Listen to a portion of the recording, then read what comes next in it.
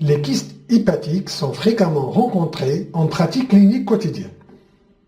Les kystes hépatiques bénins sont heureusement les plus fréquents, mais d'autres lésions, parfois difficiles à distinguer d'un kyste simple, peuvent être malignes, voire engager le pronostic vital.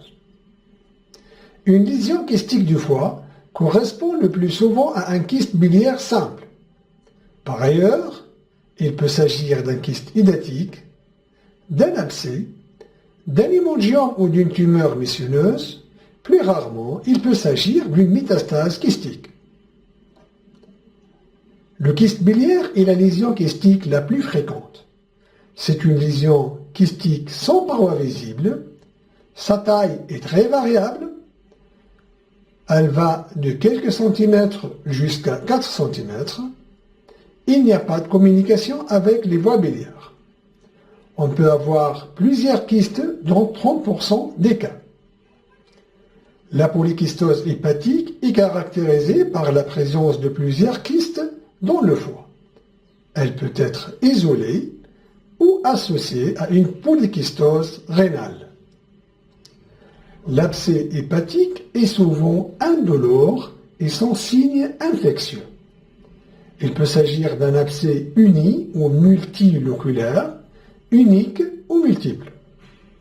Typiquement, la lésion présente un rehaussement périphérique au temps artériel et un aspect sensible au temps portal après injection.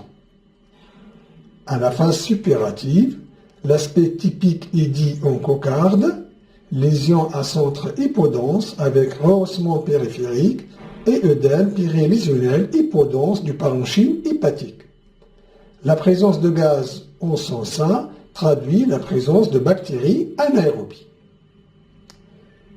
L'hémangiome est caractérisé par une hypodensité sur des coupes sans injection. Après administration intraveineuse de produits de contraste, il existe une prise de contraste précoce périphérique avec un rehaussement en mode de la lésion.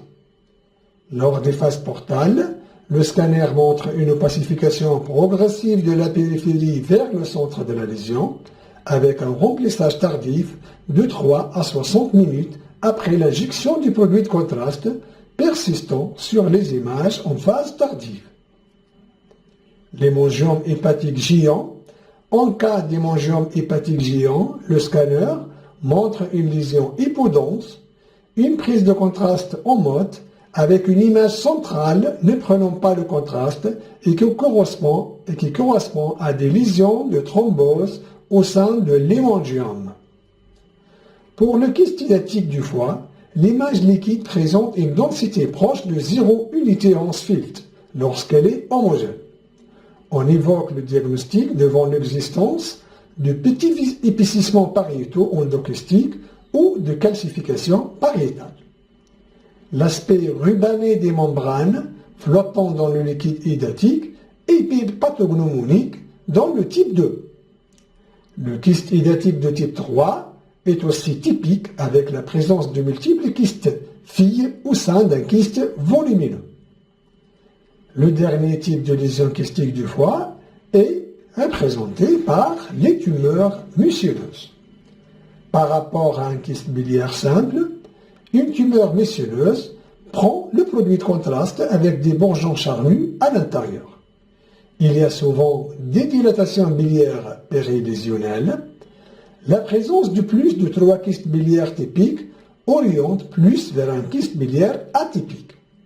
Le meilleur signe pour le diagnostic d'une tumeur missionneuse est la présence d'indentation à la base d'implantation des cloisons.